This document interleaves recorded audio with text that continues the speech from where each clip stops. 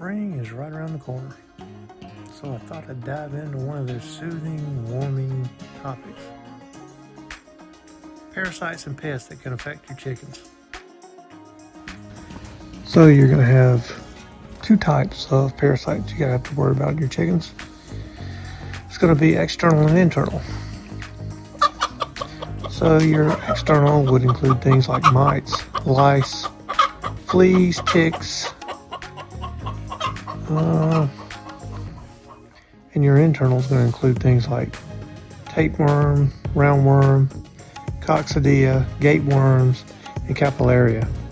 We'll kind of touch on each one of those in some ways or at least some ways you can fight them. So mites, they're a common problem for chickens. An infestation can cause stress, poor health, decreased egg production. So let's break down how to recognize mites and then how to go over both organic and chemical or medicinal ways to eliminate them. So the first thing you want to do is recognize mites in chickens. There are several types of mites, but the most common ones are red mites, northern fowl mites, scaly leg mites, feather mites. The red mites, they are nocturnal, feed on chickens at night and hide in the cracks of the coop during the day. The signs that may be infested with the red mites: chickens may refuse to roost, appear restless, have really pale combs, and that's usually from the blood loss or show weight loss. Northern fowl mites, they live on the birds 24/7.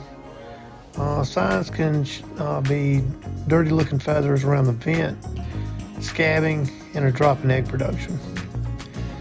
Scaly mites, they burrow under the leg scales. Signs can be raised crusty scales on the legs, lameness, or reluctance to walk. The feather mites, less common but feed directly on the feathers. Signs, your chicken's going to have ragged or ball patches without molting whatsoever. And try to make sure you don't get this confused, because every chicken's going to molt, so make sure they're not molting season. How are you going to check for mites? You're going to inspect the chickens at night with a flashlight, paying special attention to the vent, under the wings, and around the neck. Look at the roost, look around the cracks in the wood, and the nesting boxes for tiny moving specks. A good idea is to take a white towel or a white blanket or sheet, or whatever you want to use. Put it in the coop overnight and look for red streaks that might indicate that you got blood-filled mites rolling across there. What you doing there, Tom? Buddy? How you doing there, baby chicks? Y'all doing all right? Huh? How y'all doing? Good. By the way, does anybody else feel like they need a shower about now?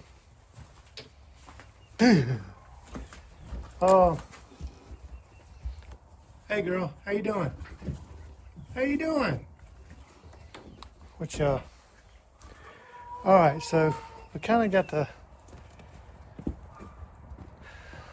foundation set now for mites, and we got to figure out how to treat them things, don't we? What do you think there, girls? Think we ought to? Y'all gonna make me have to take a shower. Every one of you. You know it? Alright, so let's get into how to treat them mites. So how are you gonna treat for mites? Organically is usually the best way, unless you really just have a really bad infestation. But diatomaceous earth is really the number one way to treat them. You can sprinkle food grade DE or diatomaceous earth in their dust baths on roost and in the nesting boxes. You can dust the chickens lightly, focusing on under the wings and the vent areas. Be cautious of respiratory irritation, which, by the way, you do want to be wearing a dust mask when you're doing this. Herbal sprays. You can mix garlic, neem oil, or essential oils like lavender, tea tree, or peppermint with the water and spray in the coop. And neem oils disrupts the mite's life cycle. Wood ash is a very good and cheap way to do it. You can add that to their dust baths, and it causes the dust baths to be more alkaline, which actually kills the mites. You can use a vinegar and garlic solution, add a splash of apple cider vinegar to the water, or spray the coop surfaces to repel the mites. Some farm chemicals are good, however, I would really not recommend going down that path. That's especially if you're dealing with like your egg-laying chickens. That's just not a good idea. Some of the medicinal treatments include ivermectin, although that's kind of an off-use label. And you really want to consult your vet and see what they say. They're probably the best.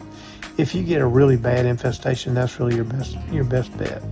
As far as prevention goes, deep clean the coops, remove bedding, scrub the surfaces with hot soapy water, and spray with mite treatments.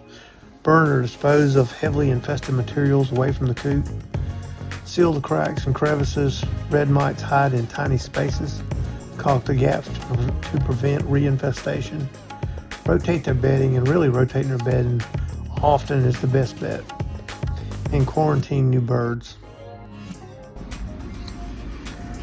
Okay, so as far as tapeworms go, tapeworms are basically a type of intestinal parasite that can affect chickens. Tapeworms attach to the lining of the intestines and absorb nutrients from their host.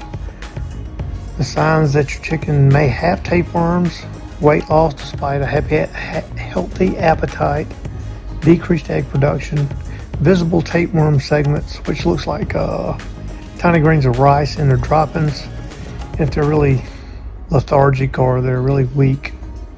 So how do they get tapeworms? They're often transmitted through intermediate hosts like insects, beetles, ants, or even earthworms. Chickens can get infected when they eat these contaminated insects. Treatment for this is pretty much vet prescribed dewormer containing praziquantel or fenbendazole. Alright, let's talk about ringworms. Ringworm, unlike a tapeworm, ringworm is not a worm at all. It's a fungal infection that affects the skin, feathers, and the combs of the chickens. Signs of ringworm in chickens: scaly, crusty patches on their skin, feather loss around the affected areas, itching and irritation, pale combs and wattles. So how do the chickens get ringworm? Ringworm spreads through direct contact with infected birds, contaminated bedding, or even sheared grooming tools. Treatments: isolate the infected bird to prevent spreading. Apply antifungal cream such as miconazole. Keep the coop dry and well ventilated. Fungi thrive in damp environments. So prevention. Prevention is always better than the cure. Here's some quick tips. Maintain clean, dry coop conditions. Regularly check your flock for signs of illness. Avoid overcrowding your chickens, and use a parasite prevention plan recommended by your vet. Alright, y'all, that's going to do it for that little bit of information. I hope that was helpful. If you got any questions, just shoot them to me in the comments.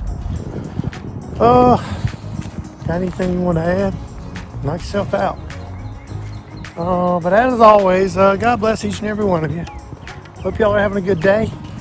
If you would, please like and subscribe. That should help us out. And hope I'll see you on the next one. Thanks for watching.